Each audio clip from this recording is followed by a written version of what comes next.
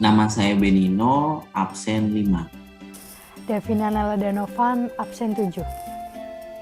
Nama saya Revalina Putri, nomor absen 26.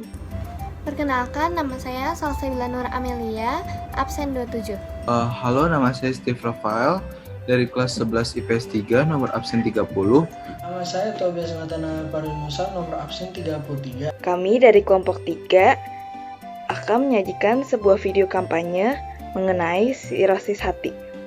Selamat menyaksikan. Pertama-tama, saya akan menyajikan mengenai pengertian sirosis hati. Sesuai teks yang sudah disajikan dari samping saya ini, dapat disimpulkan bahwa sirosis hati adalah suatu keadaan penyakit yang mengakibatkan cedera hati dalam jangka waktu yang lama dan menimbulkan kerusakan serius pada struktur hati. Akibatnya, kerja hati yang biasa memproduksi berbagai zat yang dibutuhkan bagi tubuh, serta tempat penetralisasi zat racun yang masuk dalam tubuh jadi berkurang.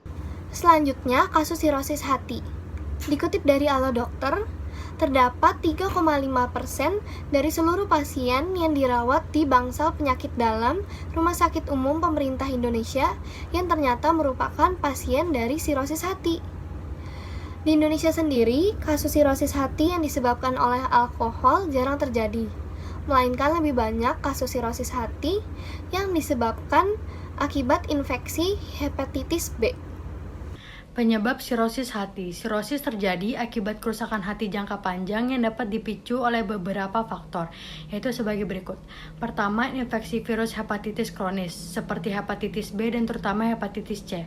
Yang kedua, penyakit saluran empedu, yaitu kolangitis sklerosa primer dan sirosis biliari primer, dan penyakit genetik seperti penyakit Wilson. Yang ketiga, efek samping obat-obatan hepatotoksik seperti isoniazid. Yang keempat, konsumsi minuman beralkohol yang berlebihan. Yang kelima ialah terlalu banyak lemak menumpuk menyebabkan penyakit pelemakan hati non-alkohol. Dan yang terakhir, yang keenam, ialah hemokromatosis, yaitu penumpukan besi dalam tubuh.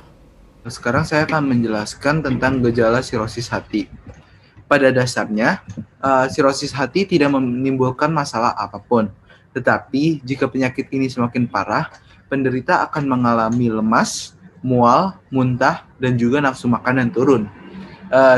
Jika semakin parah lagi, penderita akan mengalami gejala-gejala seperti berikut, yaitu kulit dan bagian putih mata menguning, muntah darah, dan perut yang membesar. Berikutnya saya akan menjelaskan tentang akibat daripada sirosis hati pada jangka waktu panjang.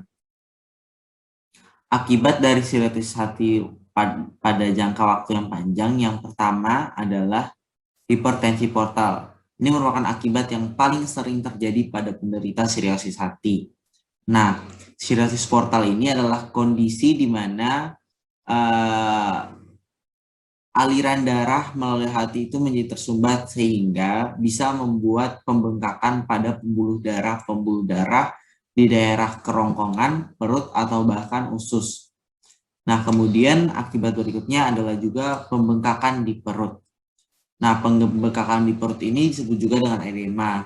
Nah, selain hipertensi portal, peningkatan pada vena portal juga menyebabkan penumpukan cairan di perut atau bahkan sering juga ditemukan edema di daerah kaki. Berikutnya adalah ensefalopatik hepatik. Nah, ensefalopatik hepatik ini bahasa lainnya disebut juga dengan penumpukan racun di otak yang terjadi akibat fungsi hati tidak bekerja secara normal atau abnormal. Nah, hasilnya hati tidak mampu membersihkan racun dari darah yang menyebabkan penumpukan di otak, sehingga membuat kita sulit untuk berkonsentrasi dan sering merasa bingung. Kemudian adalah memar dan berdarah. Ini terjadi karena pembuluh darah yang pecah atau bahkan pembuluh darah yang membengkak sehingga menyebabkan memar dan berdarah yang sering muncul pada kulit kita. Nah, bahkan sirosis hati ini memiliki akibat yang sangat mengerikan bagi penderitanya, yaitu kematian. Bagian pengobatan yang dapat dilakukan pada penyakit sirosis hati. Yang pertama yang dapat dilakukan adalah mengonsumsi makanan rendah garam dan tablet spironolactone. Lalu yang kedua ada transplantasi hati. Yang ketiga ada mengonsumsi suplemen untuk mengatasi kekurangan nutrisi. Yang keempat ada mengikat pembuluh darah yang melebar di kerongkongan dan berisiko menimbulkan perdarahan dengan gastroskopi. Dan yang terakhir ada menggunakan krim untuk mengatasi rasa gatal. Berikut cara-cara yang dapat kita lakukan untuk mencegah diri kita sendiri dari terkena penyakit sirosis hati. Yang pertama, kita harus rutin berolahraga. Yang kedua, kita juga harus mengkonsumsi makanan dan minuman yang bergizi. Yang ketiga, kita harus melakukan vaksin hepatitis B dan hanya menggunakan jarum sekali pakai. Yang keempat, usahakan untuk tidak meminum alkohol terlalu sering. Berdasarkan penjelasan sebelumnya, sirosis hati merupakan penyakit yang berbahaya dan mematikan. Oleh sebab itu, Lebih baik mencegah daripada mengobati. Mari jaga diri kita sejak sekarang daripada menyesal di kemudian hari.